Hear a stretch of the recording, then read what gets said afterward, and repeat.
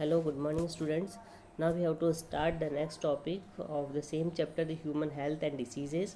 Human health और diseases में हमको नेक्स्ट चैप्टर में हम लोगों को कुछ टॉपिक स्टडी करना है. That is pneumonia. सबसे पहले हम किसको स्टडी करेंगे? निमोनिया को. तो निमोनिया जो एक तरह की क्या होती है? वायरल डिसीज़ होती है. इसका जो कॉजिगेटिव एजेंट होता है वो होता है स्टेप्टोकोकस निमोनी और हीमोफिलस इन्फ्लुएंजा. क्या हुआ?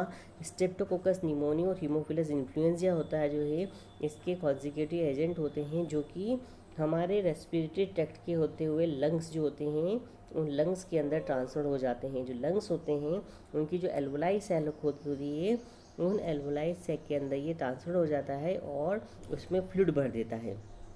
ओके ये इन्हेलेशन मोस्टली किससे होता है? जो भी इन्फेक्टेड पर्सन है उसके स्नीजिंग के थ्रू या ड्रॉपलेट के थ्रू बॉडी में ट्रांसफर होगा, या शेयरिंग ऑफ यूटेंसिल्स कुछ भी हमारे बॉडी में जा रहा है तो उसके थ्रू ये ट्रांसफर होगा. सिम्टम्स क्या होते हैं? चिलिंग, ठंड लगना. ओके इसका कॉमन सिम्टम्स क्या है कि उस पर्सन को क्या हो रहा है? शिवरिंग होती है, ठंड लगती है, उस हेडेक होता है, कफिंग होती है. लिप्स जो होते हैं वो लिप्स और नेल, इसका मेन कॉमन सिम्टम्स क्या है कि उसके जो लिप्स और नेल जो होते हैं वो ग्रेइश से ब्लूइश में कन्वर्ट हो जाते हैं. ओके उसके बाद नेक्स्ट आती है वायरल डिसीज़. वायरल डिसीज़ में हमारे पास है कॉमन कोल्ड. तो कॉमन कोल्ड सभी को होता है, ऐसी आपने देखा भी होगा.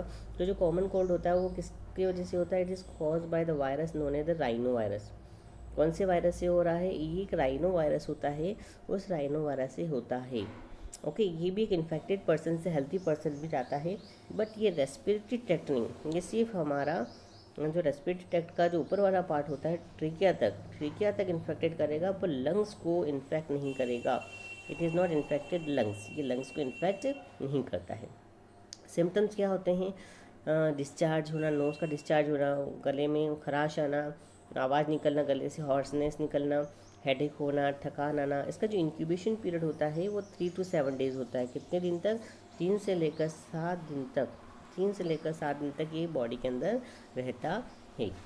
ओके उसके बाद नेक्स्ट डिसीज़ है that is the chikungunya and dengue fever, जो कि बुक में मेंशन नहीं है.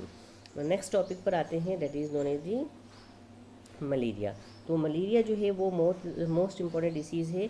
मोस्ट इम्पॉर्टेंट इसलिए क्यों बोला गया है कि मलेरिया जो होता है वो 5 मार्क्स का बोर्ड में क्वेश्चन आता है डायरेक्टली. तो ये बोल सकते हैं कि malaria disease is mostly spread through the Plasmodium. एक तरह का प्रोटोजोआ आता है प्लाज्मोडियम, तो उस प्लाज्मोडियम के थ्रू फीमेल एनोफिलीज मॉस्किटो जब काटती है तो ये डिसीज़ होती है.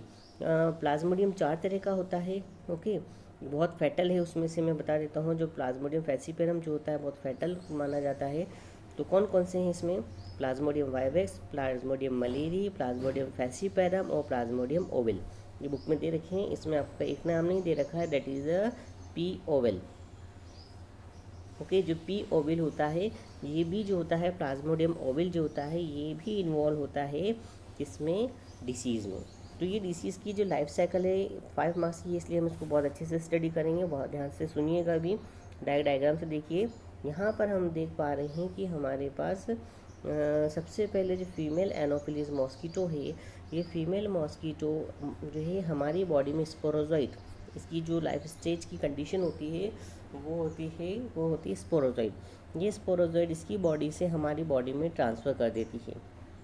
ओके ये काटने आई, इसको भी नहीं पता, पर जब वो काटने आती है तो काटने उसके समय ये इसकी बॉडी से हमारी बॉडी के अंदर क्या ट्रांसफ़र कर देती है?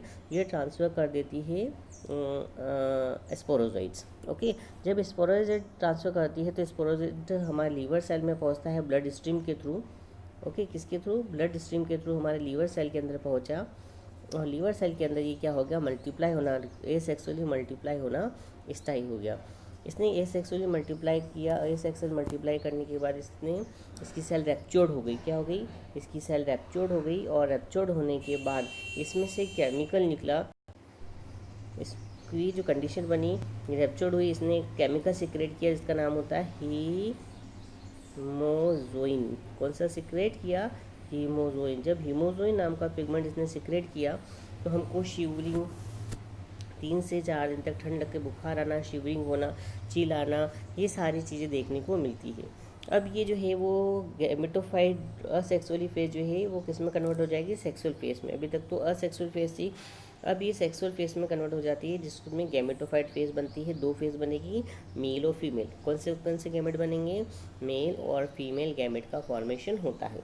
मेल और फीमेल गैमेट जो होते हैं ये हमारी बॉडी में वापस एंटर करती है, क्योंकि फीमेल एनोफिलिस मॉस्किटो वापस हमारी बॉडी को काटने आती है या बाइट करने आती है। जब ये फीमेल गैमेटोफाइट हमारी बॉडी में काटने आएगी, उस समय हमारी बॉडी में क्या बना दिया जाता है? Zygote formation. क्या बना? जाइगोट। ओके, अब ये जाइगोट बनेगा। ये जाइगोट जो होता है ये उसकी फीमेल मॉस्किटो इन्फेक्टेड पर्सन से जब लेने आई, तो ये जाइगोट जो है ये वापस से किस में कन्वर्ट होगा? स्पोरोजोइड। तो उसकी जो सलाइवरी ग्लैंड होती है पहले इसके स्टमक में जाएगा। स्टमक में जाने के बाद जो है उसकी उसमें डेवलपमेंट होगा और स्पोरोजोइड बनेगा और वापस से कहाँ पर आ जाएगा? उसकी सलाइवरी ग्लैंड में। तो सलाइवरी ग्लैंड में स्पोरोजोइड स्टोर्ड हो जाएंगे और वापस ही किसी और ह्यूमन बीइंग को काटने के लिए रेडी हो जाएगा और उसको मलेरिया फैलाने के लिए रेडी हो जाएगा।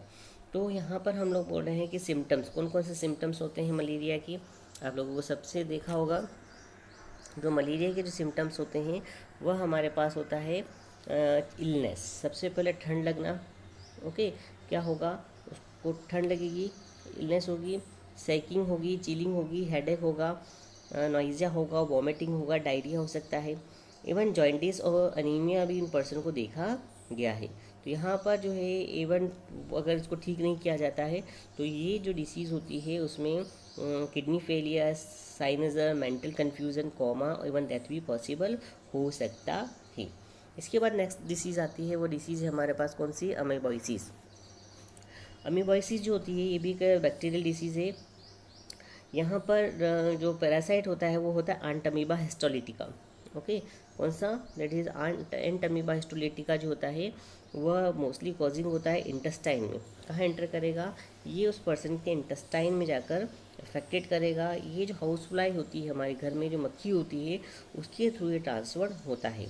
ओके, ये फूड के ऊपर, फैकल मटेरियल के ऊपर बैठकर ये फूड पे आकर बैठ जाती है और जब फूड पर आकर बैठी तो अपने जर्म्स पर हाथ डाल देती है, जिसकी वजह से हम लोगों को डिसीज़ हो जाती है। अब इसके सिम्टम्स क्या है? कॉन्स्टिपेशन। ओके, कॉन्स्टिपेशन है कि उसको कॉन्स्टिपेशन होगा, क्रैम्प होगी, टूल्स विद एक्सेस म्यूकस। जब वो फेकल डिस्चार्ज मटेरियल करेगा तो काफ़ी प्रॉब्लम होगी, इवन ब्लडिंग भी पॉसिबल हो जाती है। तो हम लोग हमेशा जब भी ऐसी प्रोसेस हो तो हम कंटेमिनेटेड फूड मटेरियल को हाथ न लगाएं और हमेशा खाने को ढक के रखें, उसका यूटिलाइजेशन करें। तो ये सारी डिसीज़ जो होती हैं ये देखने को मिलती है ह्यूमन बीइंग के अंदर। अब हम लोग नेक्स्ट डिसीज़ पढ़ेंगे, वो है हमारी helminthic disease and fungal infection next topic में। Thank you.